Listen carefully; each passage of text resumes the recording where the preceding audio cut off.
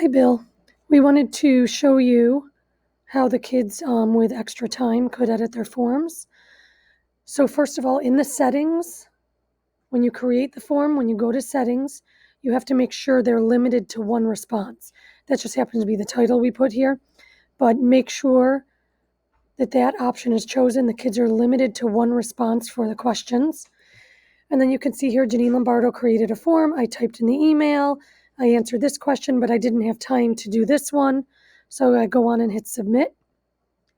Even though I'm not done, close out at the tab. The kids go to lunch, they do whatever.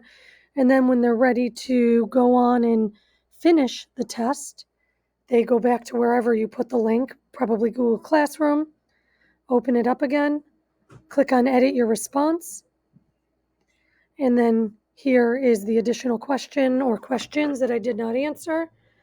Click on the answer, hit submit again, and now the test is complete. Hope this helps.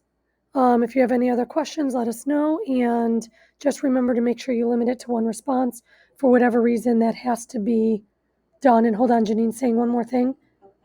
Don't require questions to be answered. Oh, there's also the setting to require or not require questions to be answered. You have to choose don't require questions to be answered.